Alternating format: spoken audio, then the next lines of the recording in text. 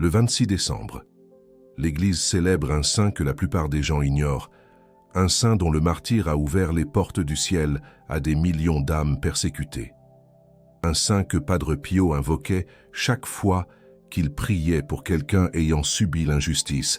Ce saint s'appelle Étienne, et ce que Padre Pio savait de lui pourrait changer à jamais le destin éternel d'un être cher que vous avez perdu. Saint Étienne fut le premier martyr de l'histoire chrétienne. Il a été lapidé à mort par une foule en colère, simplement parce qu'il proclamait la vérité. Pendant qu'on lui jetait des pierres, il leva les yeux vers le ciel et vit quelque chose d'extraordinaire. Il vit le ciel ouvert. Il vit Jésus debout à la droite de Dieu. Et ses derniers mots furent « Seigneur, ne leur impute pas ce péché ». Ces mots ont une puissance que vous ne pouvez même pas imaginer. Ces mots ont créé un pont entre le ciel et toutes les âmes qui souffrent d'injustice. Ces mots ont donné à Saint Étienne un pouvoir spécial d'intercession. Pour ceux qui sont persécutés, calomniés ou condamnés injustement. Et Padre Pio le savait. Il a découvert ce secret lors d'une nuit extraordinaire en 1938.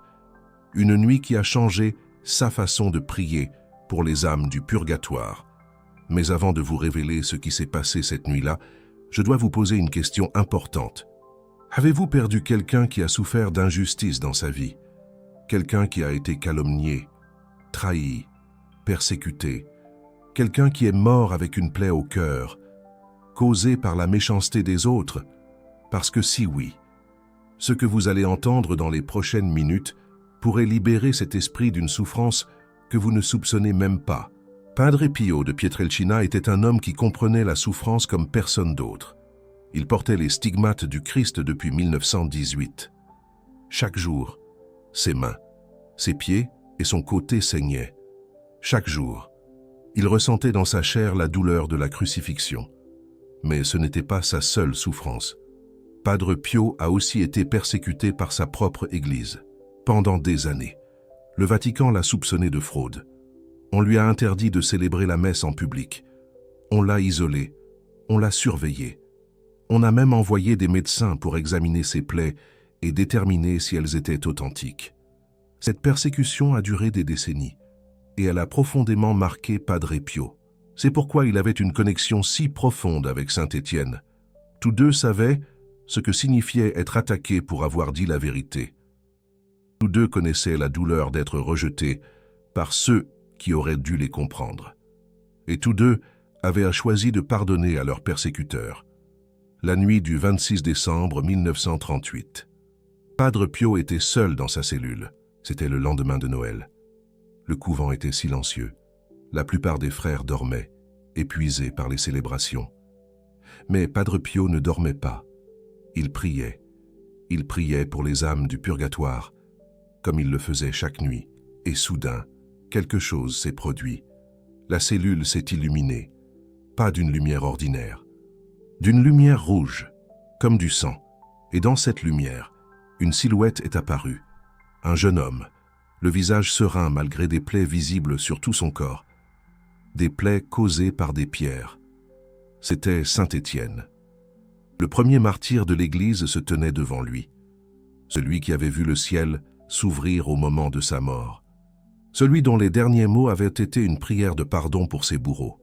Celui que l'Église honore le 26 décembre, juste après Noël, comme pour nous rappeler que la naissance du Christ appelle au pardon universel. Saint Étienne était un diacre de la première communauté chrétienne de Jérusalem. Il distribuait la nourriture aux veuves et aux orphelins. Il proclamait l'Évangile avec une éloquence qui irritait les autorités religieuses. Et finalement, il a été accusé de blasphème et traîné devant le tribunal du Sanhédrin. Son discours devant le tribunal est rapporté dans les Actes des Apôtres. Il a raconté toute l'histoire du salut, depuis Abraham jusqu'à Jésus, et à la fin, il a accusé ses juges d'avoir tué le Messie, comme leurs pères avaient tué les prophètes. Ses paroles les ont mis en fureur. Ils ont grincé des dents contre lui, et ils l'ont traîné hors de la ville pour le lapider. C'est à ce moment qu'Étienne leva les yeux vers le ciel, et il vit la gloire de Dieu. Il vit Jésus debout à la droite du Père. Il a dit « Je vois les cieux ouverts et le Fils de l'homme debout à la droite de Dieu. » Et pendant que les pierres pleuvaient sur lui, il pria « Seigneur Jésus, reçois mon esprit. Et aussi, Seigneur, ne leur compte pas ce péché. Ces mots ont une puissance éternelle. Ils ont créé un lien spécial entre Saint Étienne et tous les esprits qui ont souffert d'injustice. Et cette nuit-là, dans la cellule de Padre Pio, Saint Étienne venait révéler le secret de ce lien. Padre Pio est tombé à genoux. Il savait qu'il était en présence du premier martyr. Il savait que cette visite avait un but. Et il attendait, tremblant. Que le saint parle. Saint Étienne lui a dit « Mon frère dans la souffrance, je viens te révéler un secret. Un secret sur les esprits qui sont morts avec des plaies causées par l'injustice des hommes. Ces esprits souffrent doublement au purgatoire. Ils souffrent pour leurs propres péchés, comme tous les autres. Mais ils souffrent aussi d'une blessure particulière, une blessure qui ne peut pas s'apaiser par la purification ordinaire. Padre Pio a demandé quelle était cette blessure. Saint Étienne lui a répondu « C'est la blessure du ressentiment non pardonné. Ces esprits sont morts en portant encore la douleur de ce qu'on leur a fait. Ils n'ont pas réussi à pardonner complètement à leurs persécuteurs. Et cette absence de pardon les enchaîne. Elle les empêche d'avancer vers la clarté. » Padre Pio était bouleversé. Il pensait à toutes les personnes qu'il avait connues qui étaient mortes avec des rancunes au cœur. Des personnes trahies par leurs amis, des personnes calomniées par leurs voisins, des personnes injustement condamnées. Tous ces esprits souffraient-ils maintenant de cette blessure particulière? Saint Étienne a confirmé ses craintes. Il a dit « Oui, ils souffrent, mais il y a un remède, un rituel que je vais t'enseigner. Un rituel qui peut apaiser cette blessure et libérer ces esprits de leur chaîne. Ce rituel doit être accompli le 26 décembre, le jour de ma fête, car c'est ce jour-là que mon intercession est la plus puissante. » Ce que Saint Étienne a enseigné à Padre Pio cette nuit-là est resté secret pendant des années. Padre Pio le pratiquait lui-même chaque 26 décembre, et il ne l'enseignait qu'à certaines personnes, celles qui venaient le voir avec un fardeau particulier, celles qui avaient perdu quelqu'un, qui avaient souffert d'injustice. Aujourd'hui, je vais vous transmettre ce rituel. Ah car, vous êtes peut-être cette personne. Vous avez peut-être perdu quelqu'un qui est mort avec une plaie au cœur, un parent qui n'a jamais pardonné à celui qui l'avait trahi, un ami qui est mort en maudissant ceux qui l'avaient calomnié, un conjoint qui a emporté dans la tombe la douleur d'une trahison. Ces esprits ont besoin de votre aide. Ils ont besoin que quelqu'un sur terre accomplisse le rituel de Saint Étienne pour eux, parce qu'ils ne peuvent pas se libérer eux-mêmes. Le pardon qu'ils n'ont pas réussi à donner de leur vivant doit maintenant être donné en leur nom. Et c'est vous qui pouvez le faire. Le rituel commence par une compréhension. Vous devez comprendre ce qu'est vraiment le pardon, parce que beaucoup de gens se trompent sur ce point. Ils pensent que pardonner, c'est dire que ce qui s'est passé n'était pas grave, que la personne qui a fait du mal avait raison, que la victime devrait oublier et passer à autre chose. Ce n'est pas le pardon. Le pardon n'est pas l'oubli. Le pardon n'est pas l'approbation. Le pardon n'est pas la faiblesse. Le pardon est un acte de libération. Quand vous pardonnez, vous ne libérez pas la personne qui vous a fait du mal. Vous vous libérez vous-même. Vous coupez la chaîne qui vous lie à cette personne et à cet événement. Vous reprenez votre pouvoir. Pour les esprits du purgatoire, cette libération est encore plus cruciale, parce qu'ils ne peuvent pas avancer vers Dieu, tant qu'ils sont enchaînés à leurs persécuteurs par le ressentiment. Chaque pensée de vengeance, même justifiée, les retient. Chaque souvenir amer les alourdit, et ils ne peuvent pas se défaire de ces chaînes par eux-mêmes. C'est là que vous intervenez. En accomplissant le rituel de Saint Étienne, vous donnez le pardon au nom de l'Esprit. Vous faites ce qu'il n'a pas réussi à faire de son vivant. Vous le libérez de ses chaînes, et vous lui permettez enfin de s'élever vers la clarté. Maintenant, parlons du rituel lui-même. Le rituel de Saint Étienne pour la libération des esprits persécutés. Ce rituel doit être accompli le 26 décembre, pas un autre jour, car c'est le jour où l'intercession de Saint Étienne est la plus puissante. La préparation commence le soir du 25 décembre, c'est-à-dire ce soir, après les célébrations de Noël, quand la maison est calme et que vous pouvez être seul. Vous devez faire un travail intérieur. Vous devez vous souvenir de la personne pour laquelle vous allez prier. Vous devez vous souvenir de l'injustice qu'elle a subie. Écrivez sur un papier le nom de la personne décédée, en dessous.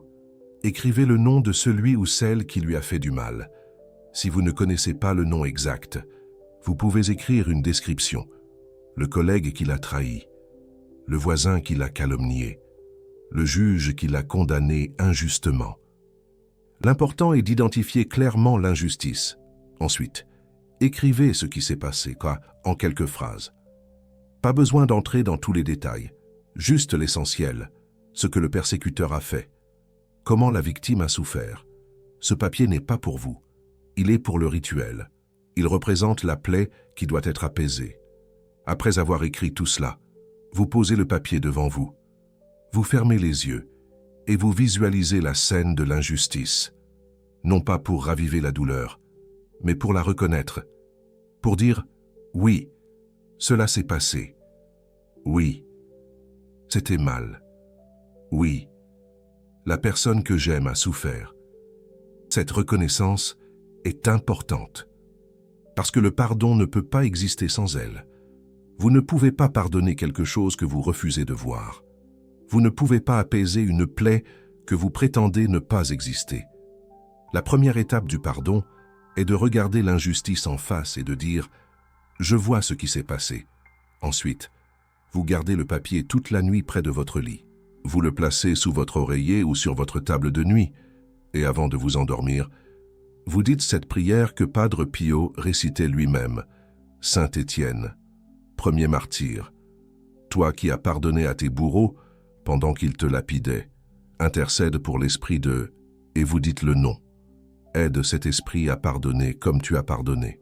Libère-le de ses chaînes de ressentiment et permets-lui de voir le ciel ouvert, comme tu l'as vu toi-même. Le matin du 26 décembre, vous vous levez tôt, idéalement avant le lever du soleil. Padre Pio disait que les heures qui précèdent l'aube sont particulièrement propices à la prière pour les esprits du purgatoire. C'est l'heure où le voile entre les mondes est le plus fin. Vous prenez le papier que vous avez écrit la veille. Vous allumez une bougie rouge. Le rouge représente le sang des martyrs, mais aussi l'amour qui pardonne. Devant cette bougie, vous placez une image de Saint Étienne si vous en avez une. Sinon, vous pouvez simplement visualiser le jeune homme aux plaies de pierre, le visage tourné vers le ciel. Vous vous agenouillez devant cette installation. Vous tenez le papier dans vos mains. Et vous commencez la prière principale du rituel. Cette prière a été dictée à Padre Pio par Saint Étienne lui-même. Elle a une puissance particulière pour briser les chaînes du ressentiment. Vous dites « Père éternel, en ce jour où nous honorons Saint Étienne, le premier de tes fils a donné sa vie pour ton nom. Je me présente devant toi pour une mission de miséricorde. Je viens plaider pour l'esprit d'eux, et vous dites le nom. Cet esprit a souffert d'injustice pendant sa vie terrestre. Il a été blessé par Miwetu. Et vous nommez le persécuteur ou décrivez l'injustice. Et cette plaie l'accompagne encore dans le purgatoire. Ensuite, vous dites la partie la plus importante de la prière, la partie qui accomplit le pardon au nom de l'Esprit. Vous dites « Au nom de l'Esprit de, je pardonne à, pour ce qu'il ou elle a fait. Je renonce à toute demande de vengeance. Je renonce à tout désir de justice humaine. Je remets cette affaire entre tes mains. Seigneur, que ta justice divine s'accomplisse, mais que l'Esprit de soit libéré de tout ressentiment, qu'il soit délivré de toute amertume, qu'il puisse enfin pardonner comme Saint Étienne a pardonné. Ces paroles sont puissantes. Quand vous les prononcez, vous agissez comme un représentant de l'Esprit. Vous faites ce qu'il n'a pas pu faire. Vous donnez le pardon qu'il n'a pas pu donner. Et par ce pardon, vous brisez ses chaînes. Après cette prière, vous prenez le papier. Vous le regardez une dernière fois et vous le brûlez à la flamme de la bougie. Pendant que le papier se consume, vous dites, comme ce papier se transforme en cendre et en fumée, que le ressentiment de l'esprit d'eux se transforme en clarté et en paix, que la plaie soit apaisée, que la chaîne soit brisée, que l'esprit soit libre. Vous regardez le papier brûler complètement. Vous regardez la fumée monter. Padre Pio disait que cette fumée était une prière visible. qu'elle montait vers le ciel en portant le pardon que vous veniez de donner, qu'elle atteigne l'esprit du purgatoire et le libère de ses chaînes. Quand le papier est entièrement consumé, tu récites 3 Notre Père. 3. Je vous salue Marie, et 3 gloires au Père en l'honneur de Saint Étienne. Puis tu restes en silence pendant quelques minutes, ouvrant ton cœur aux signes que Dieu pourrait envoyer. Le rituel n'est pas terminé. Il reste une dernière étape, une étape que Padre Pio considérait comme la plus importante de toutes. Tu dois maintenant te pardonner toi-même au persécuteur, non pas au nom de l'Esprit, en ton propre nom. Parce que si tu portes toi aussi du ressentiment contre cette personne, ta prière sera moins efficace. Tu ne peux pas vraiment libérer quelqu'un d'une chaîne que tu portes toi-même. Je sais que cela peut être difficile. Si quelqu'un a fait du mal à une personne que tu aimes, il est naturel de lui en vouloir. Il est naturel de désirer que justice soit faite. Il est naturel de garder de la rancune. Mais Padre Pio enseignait que cette rancune nous lie au mal. Elle nous maintient en relation avec le persécuteur. Elle lui donne du pouvoir sur nous. Et pire encore, elle affaiblit nos prières pour l'esprit que nous voulons aider. Alors, en cette dernière étape du rituel, tu dois faire un effort conscient pour pardonner. Tu n'as pas besoin de ressentir le pardon. Les sentiments viendront peut-être plus tard, ou peut-être pas. Ce qui compte, c'est la décision, la volonté de pardonner, l'acte délibéré de lâcher prise. Tu dis « Seigneur, je choisis de pardonner à, nom de la personne, pour ce qu'il ou elle a fait à, nom de la victime. Je ne condamne pas cette personne. Je la remets entre tes mains, que ta miséricorde soit sur elle comme sur moi, et que mon pardon soit complet, comme celui de Saint Étienne envers ses bourreaux. » Après cette prière finale, tu souffles la bougie. Le rituel est terminé, mais son effet continue. Pendant toute la journée du 26 décembre, l'esprit pour lequel tu as prié bénéficiera de la grâce que tu as demandée. Ces chaînes de ressentiment seront affaiblies. Et si ton pardon était sincère, elles pourraient même être complètement brisées. Maintenant, je dois te raconter une histoire vraie qui montre la puissance de ce rituel. Une histoire qui m'a été transmise par quelqu'un qui connaissait directement Padre Pio. C'était en 1952. Un homme nommé Antoine est venu voir Padre Pio à San Giovanni Rotondo. Antoine était un homme brisé. Son visage portait les marques d'une souffrance profonde. Ses yeux étaient vides.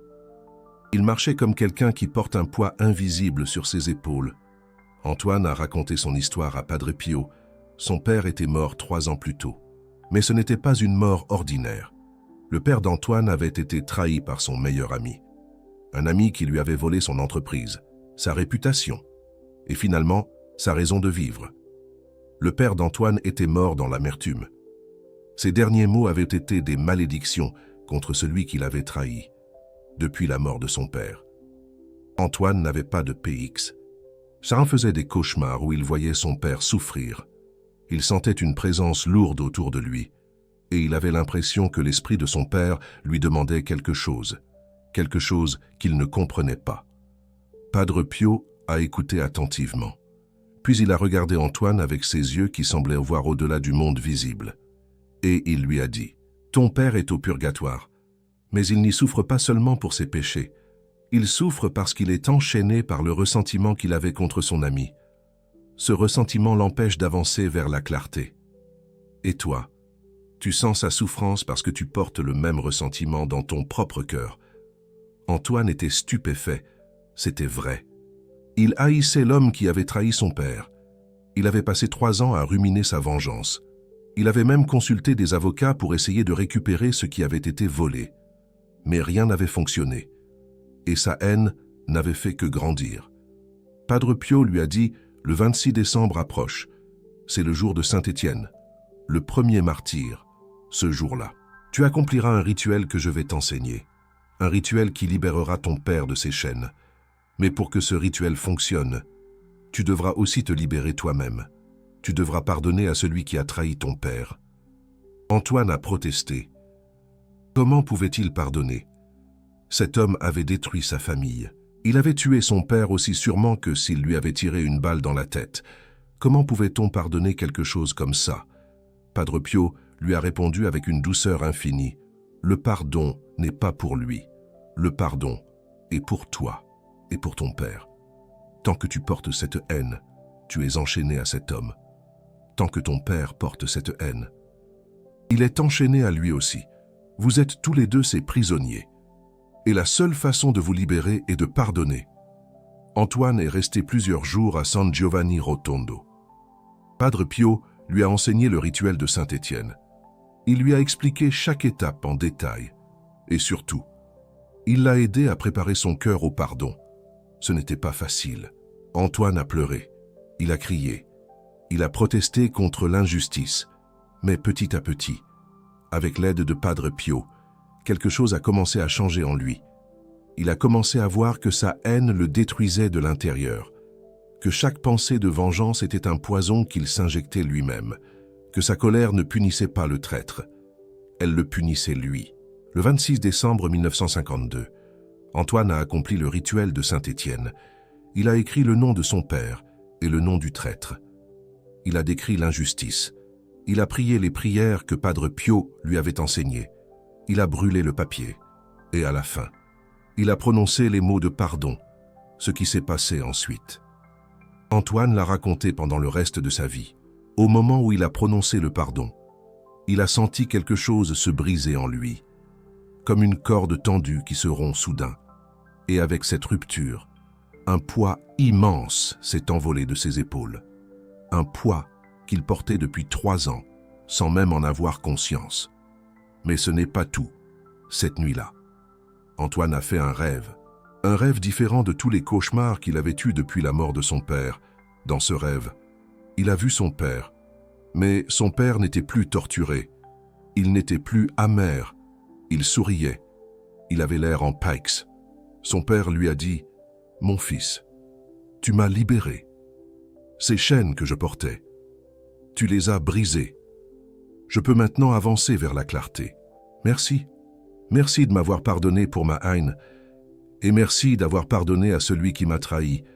Ce pardon nous a libérés tous les deux. » Antoine s'est réveillé en pleurant. Mais pour la première fois depuis 3 ans, c'étaient des larmes de joie. Il savait que son père était en pyx. Il savait que le rituel avait fonctionné. Et il savait que sa propre vie venait de changer pour toujours. Giuseppe est retourné voir Padre Pio pour le remercier. Padre Pio l'a regardé et a souri. Il lui a dit « Ce n'est pas moi qu'il faut remercier. C'est Saint-Étienne et c'est toi-même. Tu as eu le courage de pardonner. Ce courage est plus précieux que toutes les prières du monde. Cette histoire n'est pas unique. Dans les archives des fils spirituels de Padre Pio, il existe de nombreux témoignages similaires, des personnes qui ont accompli le rituel de Saint-Étienne et qui ont vu leurs défunts libérés de leur chaîne de ressentiment, des visions, des rêves, des sensations de paix soudaine. Tous ces signes confirment que le rituel fonctionne, que le pardon a une puissance réelle dans le monde spirituel. Mais je dois te mettre en garde contre quelque chose. Le rituel de Saint-Étienne n'est pas une formule magique. Ce n'est pas quelque chose que tu peux faire mécaniquement et attendre des résultats. La clé est dans ton cœur, dans la sincérité de ton pardon, dans ta volonté réelle de libérer l'esprit de ses chaînes.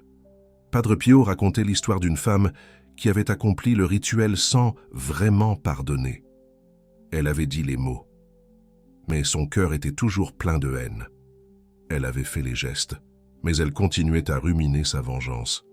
Et le rituel n'avait eu aucun effet. L'esprit de son défunt était resté enchaîné, parce que le pardon n'était pas réel. Cette femme est revenue voir Padre Pio quelques mois plus tard. Elle se plaignait que le rituel n'avait pas fonctionné. Padre Pio l'a regardée et lui a dit « Le rituel a parfaitement fonctionné. C'est toi qui n'as pas fonctionné. Tu as dit les mots du pardon, mais tu n'as pas pardonné.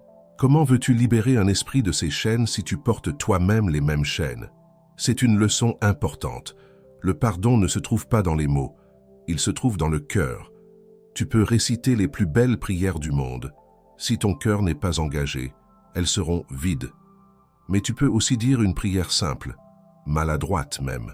Et si ton cœur est vraiment disposé à pardonner, elle aura une puissance immense. Alors, quand tu accompliras le rituel de Saint-Étienne demain, sois honnête avec toi-même.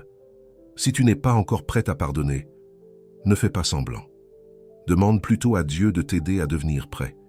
Dis-lui, « Seigneur, je veux pardonner, mais je n'y arrive pas encore.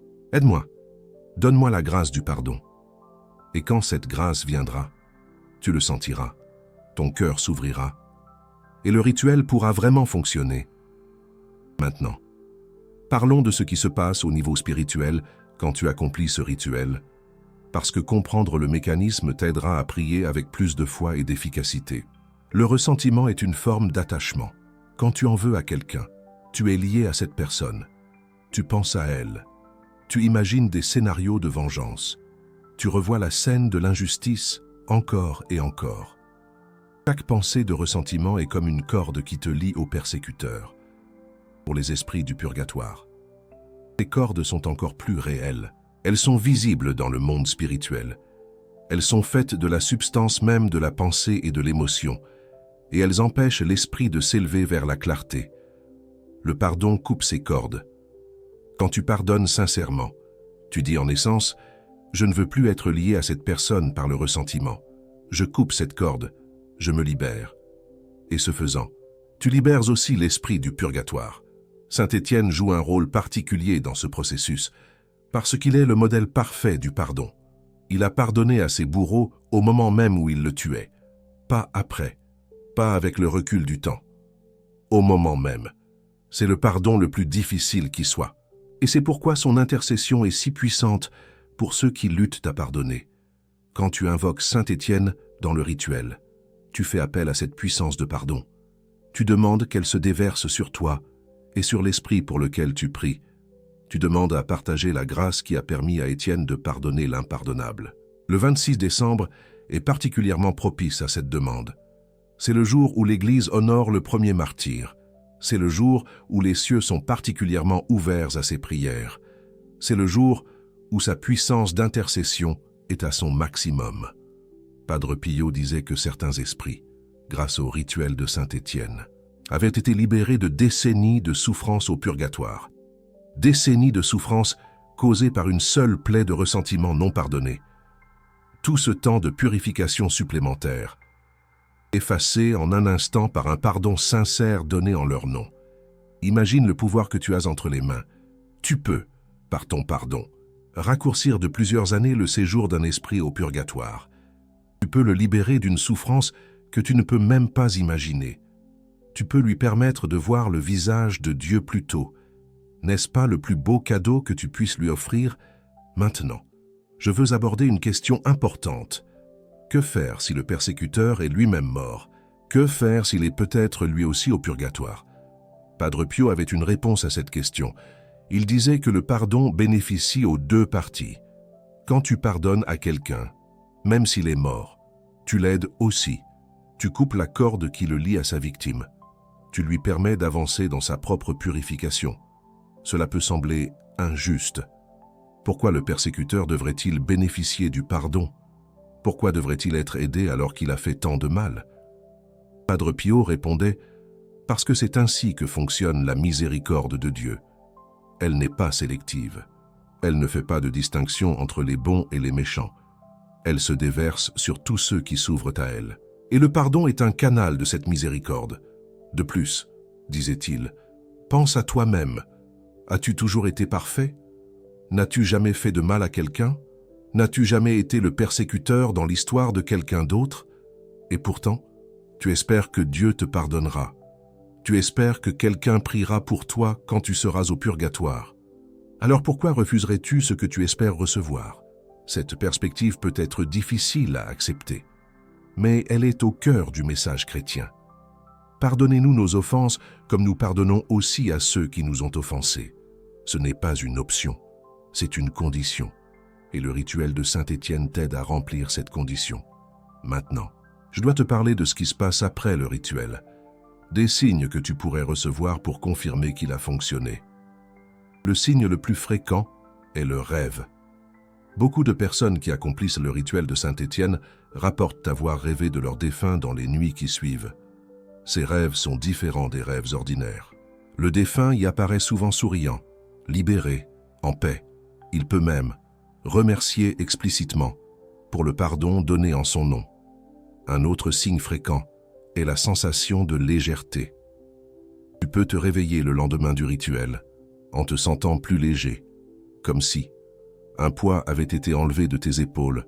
Ce poids, c'est le ressentiment que tu portais, et sa disparition est un signe que le pardon a vraiment eu lieu. Il y a aussi la paix intérieure, une paix profonde qui s'installe après le rituel, une certitude que tout va bien, que l'esprit est libéré, que le pardon a été reçu. Cette paix ne vient pas de toi, elle vient de Dieu. C'est sa façon de confirmer que ta prière a été entendue.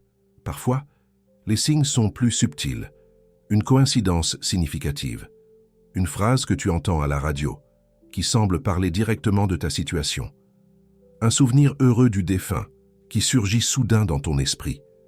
Tous ces petits signes sont des clins d'œil du ciel, des façons pour l'esprit de te dire « J'ai reçu ton pardon, je suis libre, merci ». Si tu ne reçois aucun signe, ne t'inquiète pas, cela ne signifie pas que le rituel n'a pas fonctionné. Dieu n'est pas obligé de nous envoyer des signes. Il agit souvent dans le secret, et ce n'est parfois que des années plus tard que nous découvrirons tout le bien que notre pardon a fait. Le 26 décembre approche. Dans moins de 2 jours, l'Église célébrera Saint Étienne, le premier martyr. Ce jour-là, tu as le pouvoir de libérer un esprit de ses chaînes de ressentiment. Tu as le pouvoir de lui offrir le pardon qu'il n'a pas réussi à donner de son vivant. Tu as le pouvoir de changer son éternité. Seras-tu celui qui brise ses chaînes? Seras-tu celui qui lui ouvre les portes de la clarté? Seras-tu celui qui transforme sa souffrance en paix profonde?